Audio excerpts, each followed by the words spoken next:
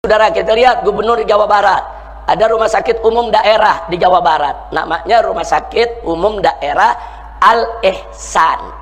Nah, kenapa dikasih nama Al-Ihsan? Karena dulu waktu bangunnya kerjasama Pemda dengan basis Badan Amil Zakat. Nah, karena uangnya nih dari umat, dari infak, sodako, zakat, dibangunlah itu rumah sakit umum daerah. Jadi nggak sepenuhnya itu duit dari APBD, nggak sepenuhnya dari anggaran negara, emang dari infak dan sodako umat. Nah, maka itu pengurus basis kompromi dengan Pemda dulu. Ya udah, kalau gitu kasih nama Al-Ihsan. Nah, saya mau tanya, bagus gak itu nama? Bagus, tapi ada yang gerah. Nah, tahu-tahu gubernur sekarang minta ganti dengan welas asih. Saudara, kita nggak katakan welas asih itu jelek, tapi ada urusan apa Al-Ihsan diganti dengan welas asih? Kalau gubernur mau bikin rumah sakit baru, kasih nama welas asih, silakan. Bikin rumah sakit baru, namanya Rumah Sakit Sampurasun, silakan. Bikin rumah sakit baru, namanya Rumah Sakit Welas Asih, silakan. Saudara, kenapa yang sudah ada uang dari bantuan umat kok diganti dari Al-Ihsan ke Welas Asih? Kenapa? Karena dia nggak suka tuh kata Al-Ihsan, dianggap ini Arab, ini bau Islam, ini Arab. Kenapa mesti Al-Ihsan? Padahal ihsan itu sudah jadi bahasa Indonesia. Ujung enjing wargi Jabar sehat, bahagia.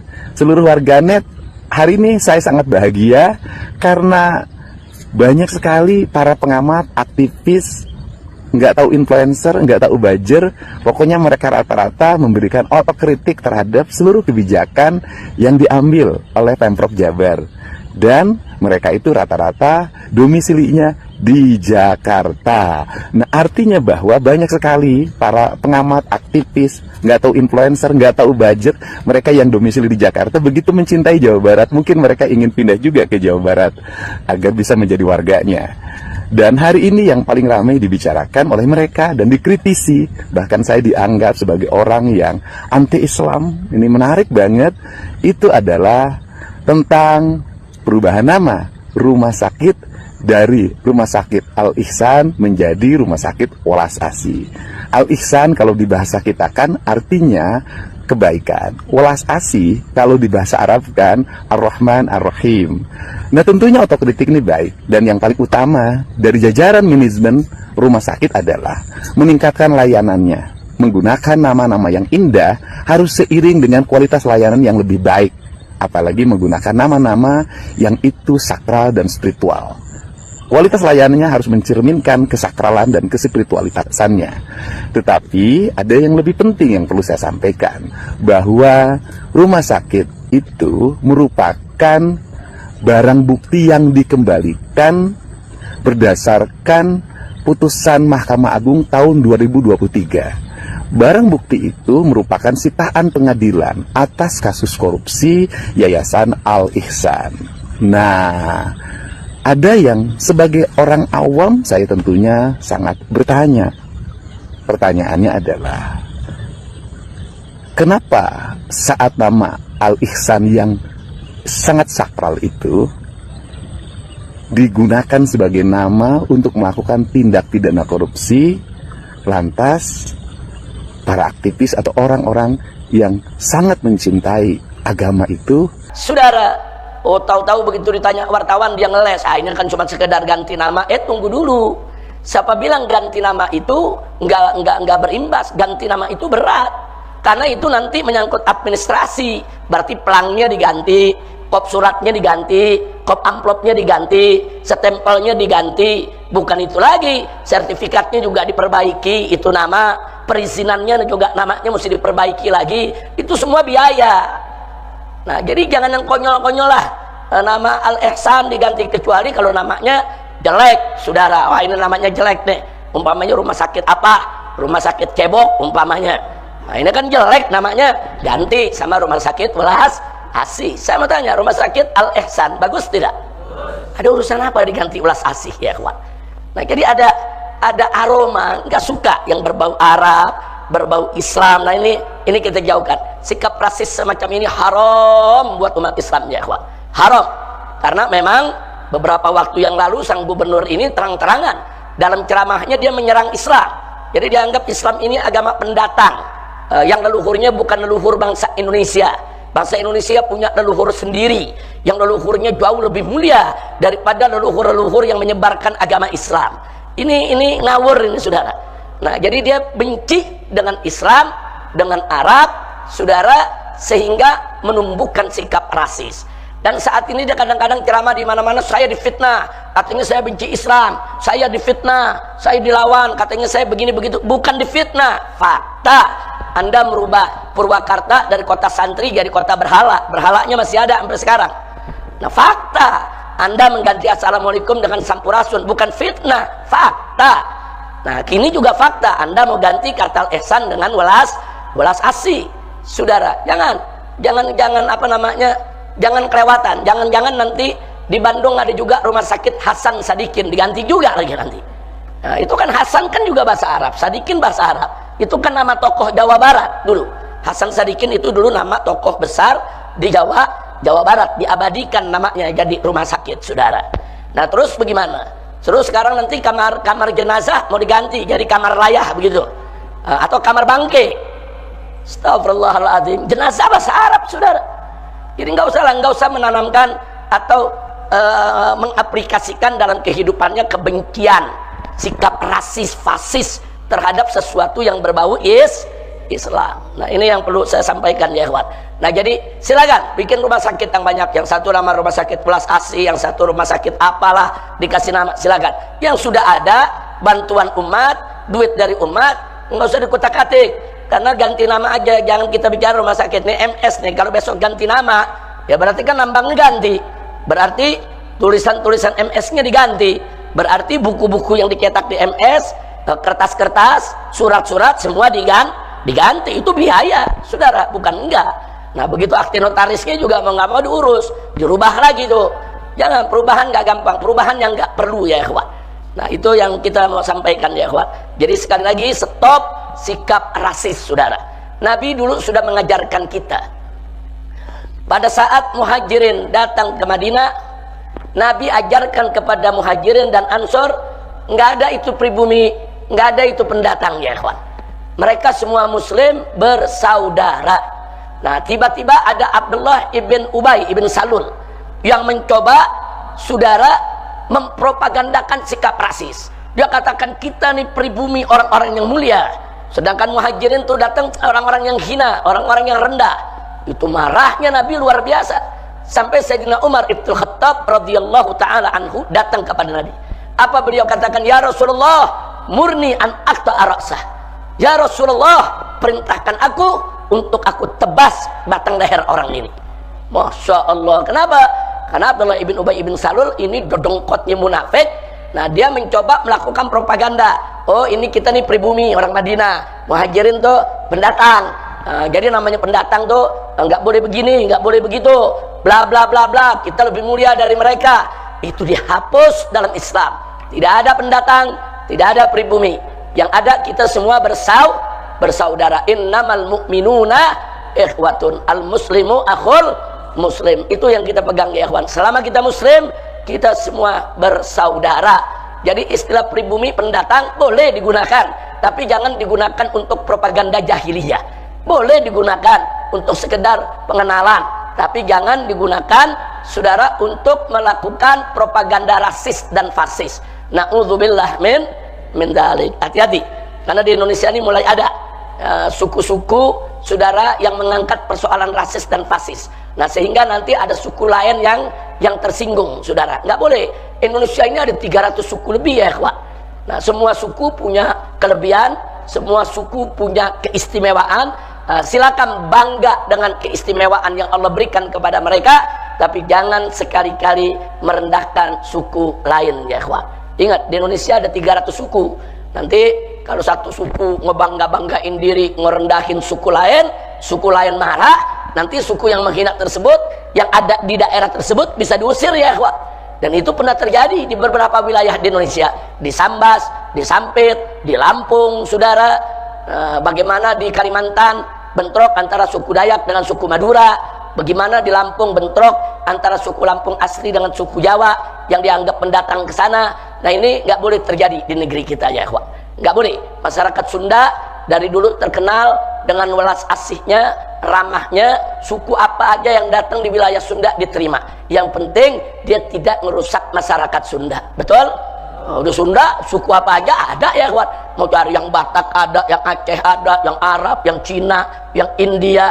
Di tataran Sunda banyak orang-orang pendatang. Tapi karena memang masyarakat Sunda terkenal tata keramanya, welas asihnya, welcome terhadap tamunya, alhamdulillah. Mudah-mudahan. Jadi sekali lagi, jangan lagi ada tokoh siapapun yang coba-coba menyebarluaskan Islamophobia. Kita lanjutkan ya kawan.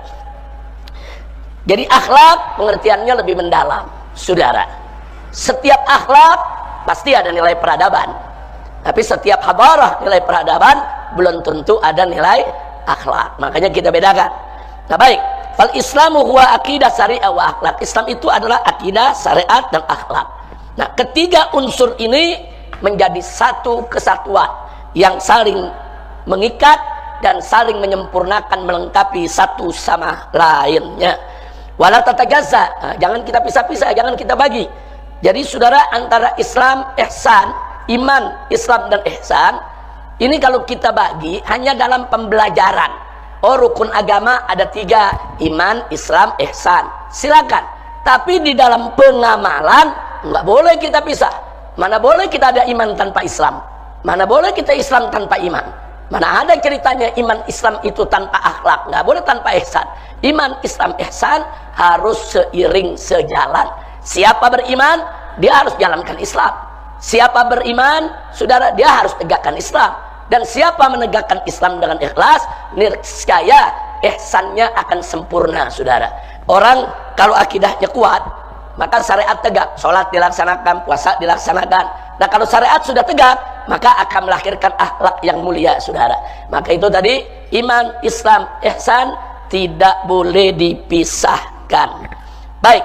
Nah akhirnya di sini kita ingatkan, kalau dikatakan Islam bukan filsafat, Islam bukan thaqafah, Islam bukan hadarah, bukan berarti dalam Islam tidak ada filsafat, tidak ada hadarah, dan tidak ada thaqafah. Bukan. Di dalam Islam ada hadarah, ada filsafat, saudara, ada thaqafah, ada.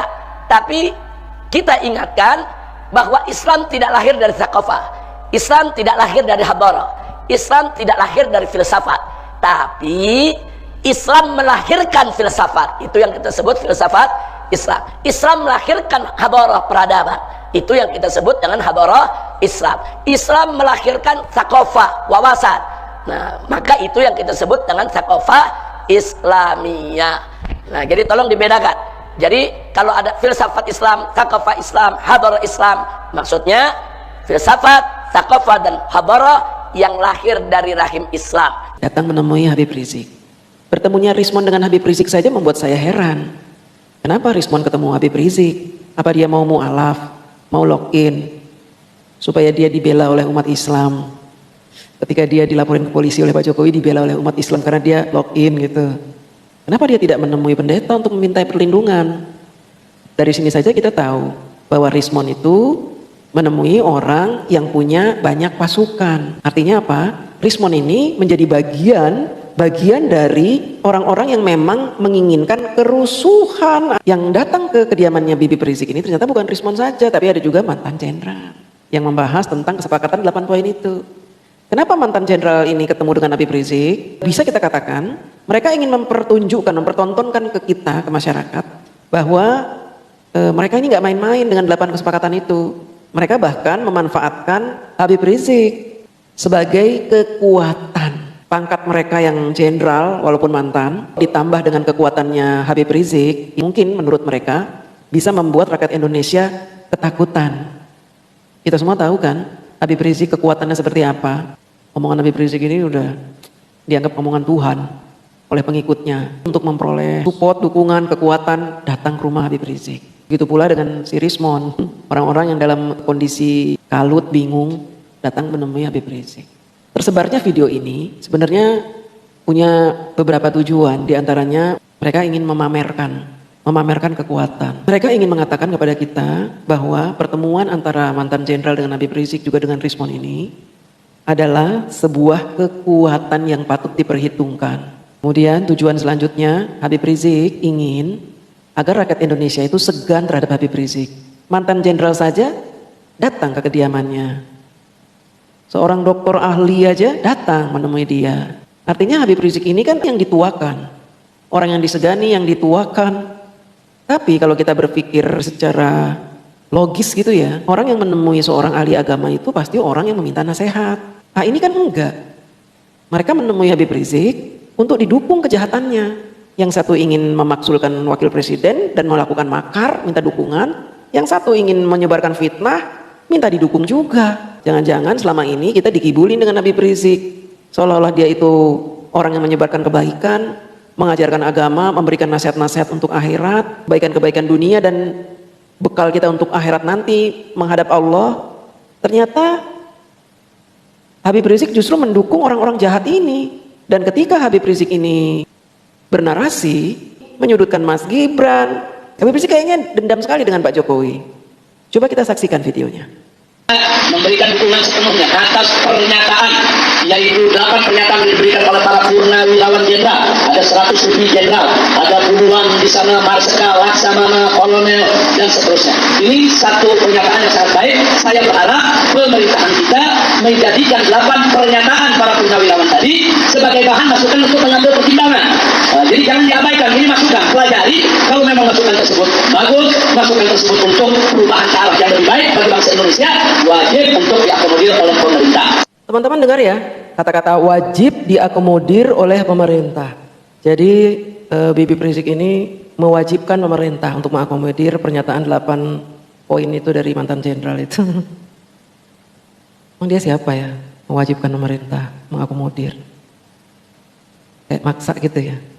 Nah ini teman-teman, sangat berbahaya ketika ada seorang tokoh yang dimuliakan sedemikian rupa, padahal jejak-jejak digital sudah menyebutkan kejahatan yang dia lakukan selama ini buat Indonesia, buat NKRI. Bahkan dia punya keinginan dan cita-cita menjadikan Indonesia ini negara khilafah, menolak Pancasila dengan menyebut Pancasila dengan kata-kata yang kotor, menyebut bendera merah putih itu musyrik. Dia juga pernah menyebut tentara kita dengan sebutan-sebutan jelek, polisi kita dengan sebutan-sebutan jelek. Tapi dia dimuliakan. Dimuliakan oleh siapa? Oleh orang-orang yang membenci pemerintah. Karena orang-orang yang membenci pemerintah ini menganggap bahwa Habib Rizik ini banyak karomahnya, turunan Rasul. Banyak pengikutnya, tentu akan didukung oleh jutaan orang Islam, umat Islam di seluruh Indonesia. Dengan harapan seperti itu. Ini berbahaya.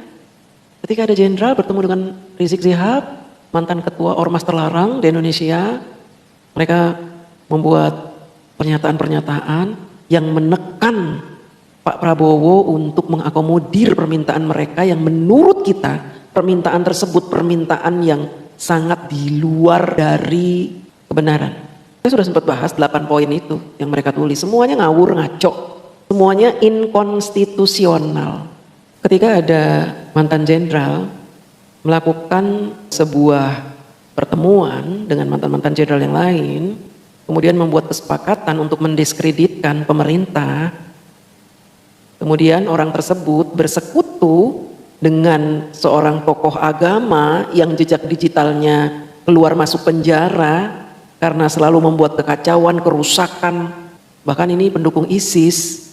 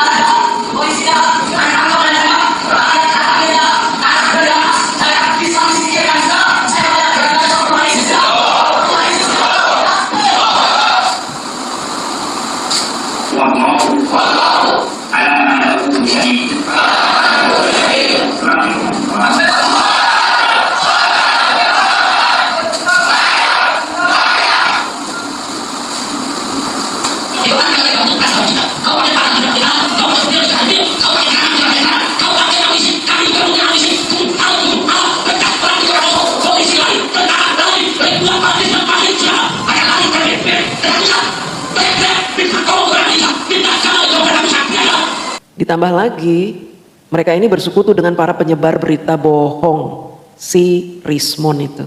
Pembohong berkumpul dengan penjahat dan mantan-mantan jenderal yang tidak cinta tanah air. Mereka bahkan berkata sebaliknya, kami membuat kesepakatan ini karena kami cinta tanah air.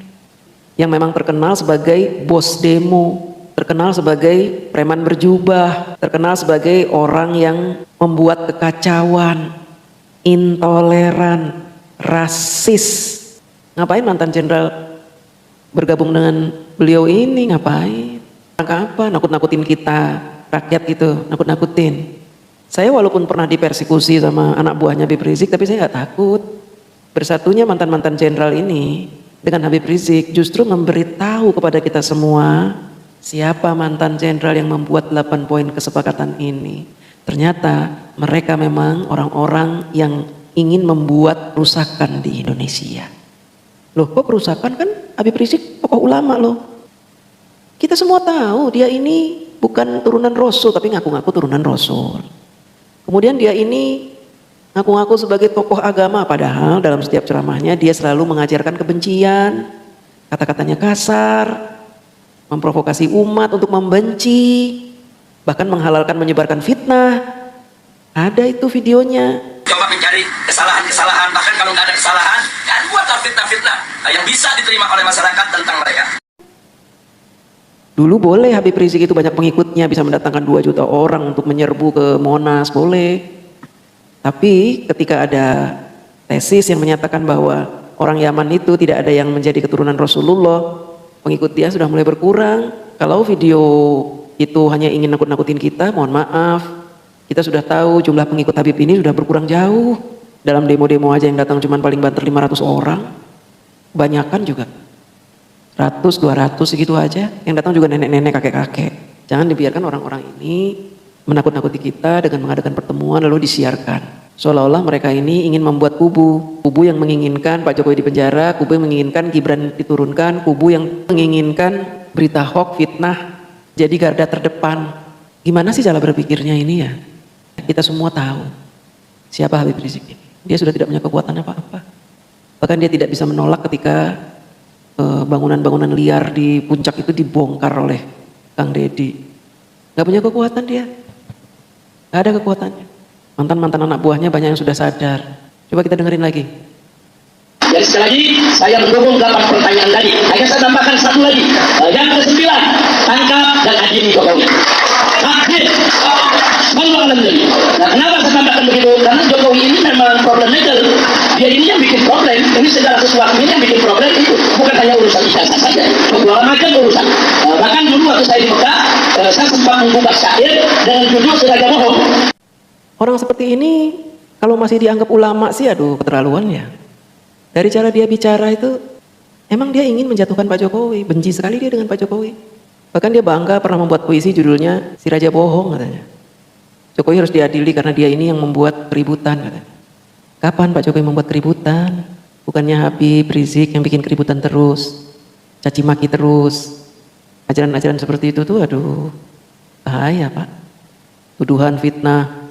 Kapan Pak Jokowi bikin ribut? Yang bikin ribut itu Bapak, selalu bikin ribut.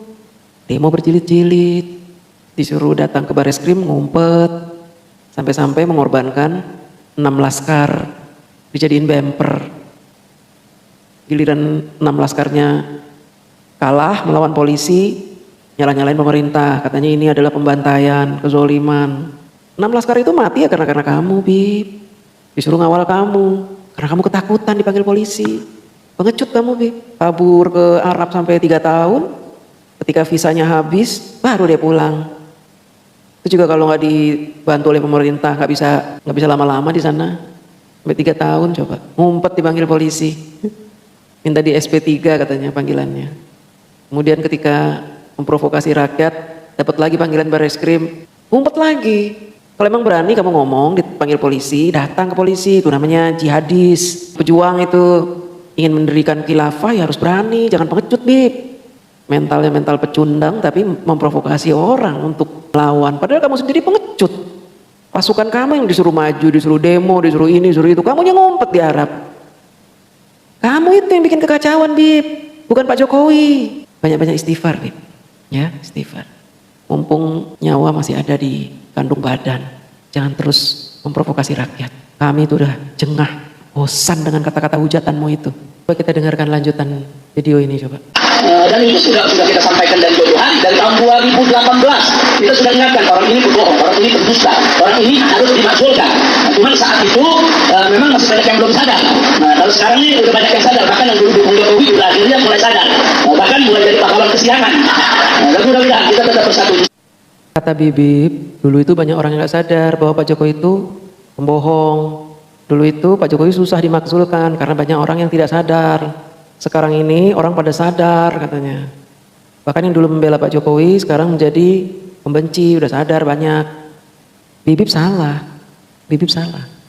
10 tahun Pak Jokowi tidak bisa dimakzulkan karena apa? Karena Bibip tidak punya bukti apapun dengan tuduhan Bibip itu.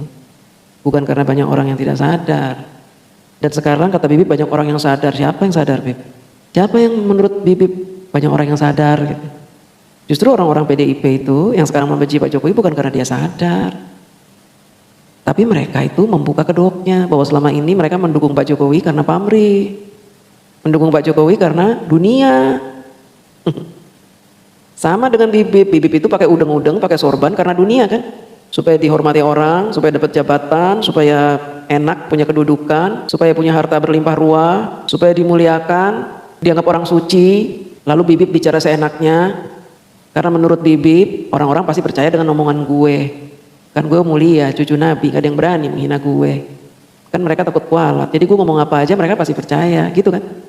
Ingat Kiai Haji Imaduddin itu, yang sudah menemukan bahwa orang-orang Yaman itu bukan turunan Rasul, tapi turunan Fir'aun, turunan Israel.